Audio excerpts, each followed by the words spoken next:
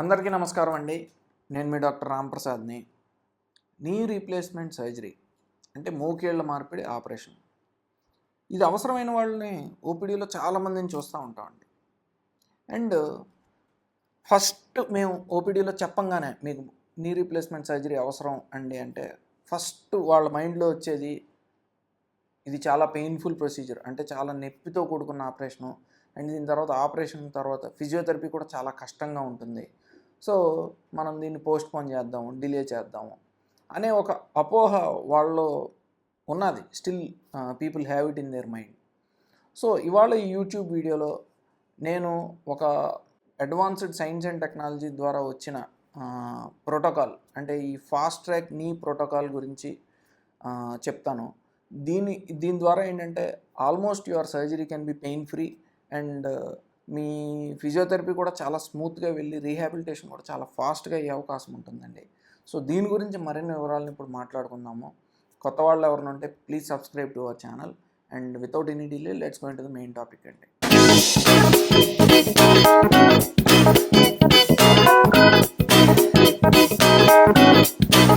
ఈ knee replacement surgery అంటే మోకేళ్ల మార్పిడి ఆపరేషన్ అండి. రిజల్ట్స్ అయితే చాలా ఎక్సలెంట్గా ఉంటాయి. బట్ పేషెంట్స్లో ఉన్న బిగ్గెస్ట్ మిత్ అంటే అపోహ వాళ్ళ బ్రెయిన్స్లో ఉన్నది, first reason they try to back of. ఎందుకంటే అదొక పెద్ద పెయిన్ఫుల్ ప్రొసీజరు అండ్ దాని రీహాబిలిటేషన్ అంటే ఫిజియోథెరపీ కూడా చాలా కష్టంగా ఉంటుందనే ఒక అపోహ వాళ్ళలో బలంగా నాటుకుపోయిందండి.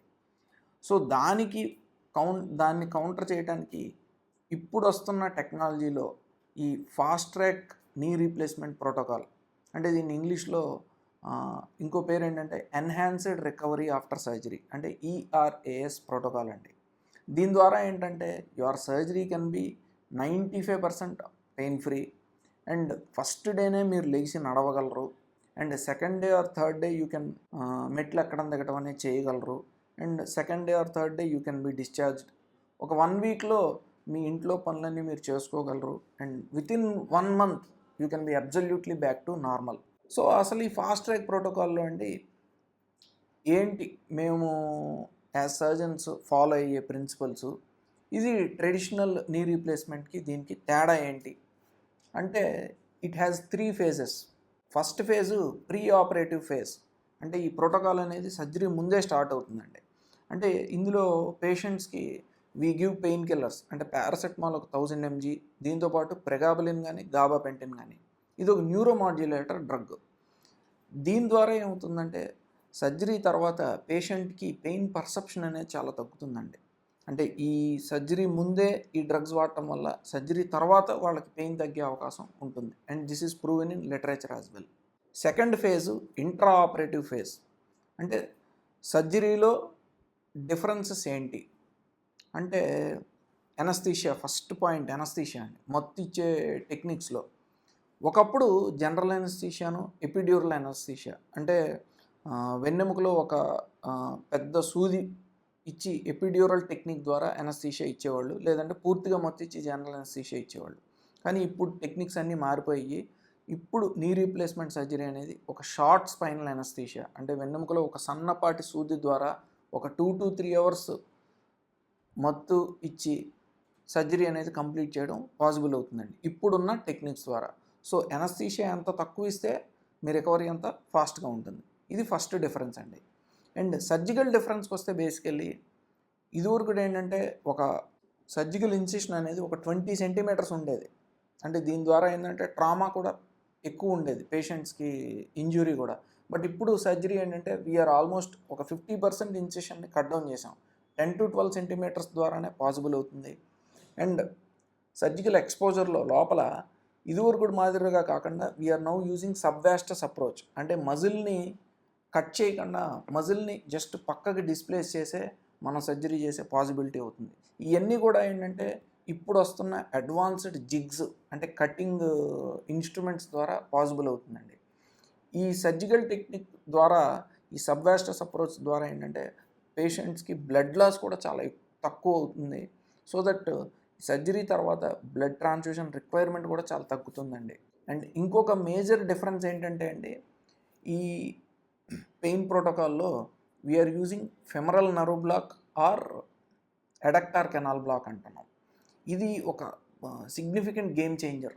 అంటే మీకు సర్జరీ అయిన తర్వాత మీకు మోకాలు చుట్టూ పెయిన్ తెలియకుండా ఇక్కడ ఎడక్టార్ కెనాల్ అంటాము. ఇక్కడ ఒక పెద్ద నరం ఉంటుంది. దీన్ని అల్ట్రాసౌండ్ మెషిన్లో చూస్తూ బ్లాక్ చేయడం అనేది జరుగుతుంది. ఈ ఎడక్టార్ కెనాల్లో ఉన్న నర్వ్ను బ్లాక్ చేస్తే almost 95% of post operative pain అనేది తగ్గుతుందండి. దీన్ని ఎడక్టార్ కెనాల్ బ్లాక్ అంటాము. లేదంటే ఈ తొడ ఎముకలో పైన ఉండే ఫేమరల్ నర్వ్ అంటాము. దీన్ని కూడా బ్లాక్ చేయడం జరుగుతుంది. ఈ 2 బ్లాక్స్ ద్వారాను we are almost cutting down 95% of the pain అండి. ట్రెడిషనల్ టెక్నిక్ మీద ఈ ఫాస్ట్ ట్రాక్ నీ ప్రోటోకాల్కి ఇది మేజర్ డిఫరెన్స్ అండి. Third phase post operative phase. ఇందులో మేజర్ డిఫరెన్స్ ఏంటంటే నీడ్ ఆఫ్ ఫోలీస్ కెథెటర్. అంటే మీరు యూరిన్ పాస్ చేయడానికి వీలుగా ట్రెడిషనల్గా ఏంటంటే మేము అందరికీ Foley's catheter urine pipe వేసేవాళ్ళం.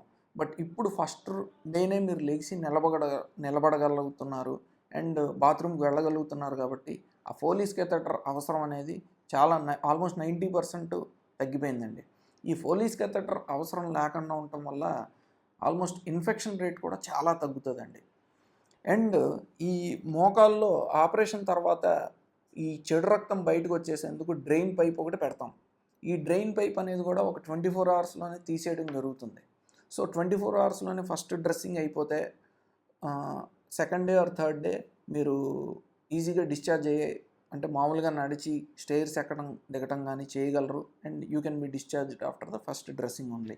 Traditional టెక్నిక్తో కంపేర్ చేస్తా అండి, మీరు ఫస్ట్ డేనే లెగిసి నడవగలరు. And second day or third day మీరు స్టేర్స్ ఎక్కడం దిగడం చేయగలరు. అండ్ మీ కంఫర్ట్ లెవెల్స్ బట్టి సెకండ్ ఆర్ థర్డ్ డే మీరు డిశ్చార్జ్ అవ్వడానికి పాసిబిలిటీ ఉంటుందండి ఆఫ్టర్ దట్ డ్రెస్సింగ్ చేంజ్. ఈ ఫాస్ట్ ట్రాక్ ప్రోటోకాల్ ద్వారా ఇదివరకు రోజుల్లో లాగా మన టెక్నిక్ చేంజ్ ద్వారా ఏంటంటే మజిల్స్ అనేవి చాలా ఇప్పుడు ఈజీగా పనిచేయటం అనేది జరుగుతాయి. సో ఒకప్పుడు ఫిజియోథెరపీ అనేది చాలా హార్డ్గా ఉండేది, పెయిన్ఫుల్గా ఉండేది. బట్ ఇప్పుడు మేము చెప్పే ఎక్సర్సైజెస్ అనేవి కూడా చాలా ఈజీగా చేయగలరు అండ్ రీహాబిలిటేషన్ కూడా చాలా స్మూత్గా ఉంటుందండి. సో దట్ ఒక 1 వీక్లోనే మీరు ఇంట్లో పనులన్నీ చేసుకునేందుకు సాధ్యపడుతుంది. And within 1 month you can be back to normal. బయటికి వెళ్ళి అన్ని పనులు చేసుకునే పాసిబిలిటీ ఉంటుందండి. ఈ ఫాస్ట్ ట్రాక్ నీ ప్రోటోకాల్ ద్వారా వేరే బెనిఫిట్స్ ఏంటి అంటే కనుక ఈ బ్లడ్ క్లాట్ అవటం అనేది చూస్తూ ఉంటున్నాం సర్జరీ తర్వాత. అంటే incidence of Venus thrombo embolic events అంటామండి. అంటే ఈ బ్లడ్ క్లాట్ అయ్యి ఈ కాళ్ళలో వాపులు రావటం అండ్ ఒక్కొక్కసారి హార్ట్ అటాక్స్ రావటం ఇట్లాంటి. దీని యొక్క ఇన్సిడెన్స్ ఆల్మోస్ట్ నిల్ అయిపోయిందండి. ఎందుకంటే మీరు ఫస్ట్ డే నుంచి నడుస్తున్నారు కాబట్టి మీ మజిల్స్ అనేవి ప్రాపర్గా వర్క్ చేస్తున్నాయి. సో బ్లడ్ అనేది క్లాట్ అవటం అనేది జరగట్లేదు. అంటే ఆల్మోస్ట్ ద ఇన్సిడెన్స్ ఆఫ్ ఈ థ్రాంబోఎంబోలిక్ ఈవెంట్స్ హ్యాస్ కమ్ టు 0 అండి. And second additional benefit, infection risk అనేది చాలా తగ్గిపోయింది. ఎందుకంటే మీరు హాస్పిటల్లో చాలా తక్కువ స్టే ఉంటున్నారు కాబట్టి ఈ హాస్పిటల్ ఎక్వైర్డ్ ఇన్ఫెక్షన్ అనేది ఆల్మోస్ట్ నిల్ అయిపోయింది. అండ్ మీరు ఇంటికి త్వరగా వెళ్తున్నారు కాబట్టి మీరు ప్రాపర్ కేర్, అంటే మీరు ఇంట్లో ప్రాపర్గా ఫుడ్ తీసుకోవచ్చు. అండ్ ప్రాపర్గా ఏంటంటే ఆ ఎన్విరాన్మెంట్ కూడా ఇంట్లో బాగుంటుంది కాబట్టి there is almost 0 risk of infection in this fast track protocol అండి. సో ఫైనల్గా ఏంటంటే ఈ మోకేళ్ల మార్పిడి ఆపరేషన్ చేయించుకోవాలి అని అనుకున్నా సరే కొంతమందికి ఈ అపోహ ఉన్నది, ఈ పెయిన్ఫుల్ ప్రొసీజరు అండ్ ఫిజియోథెరపీ అనేది చాలా పెయిన్ఫుల్గా ఉంటుంది.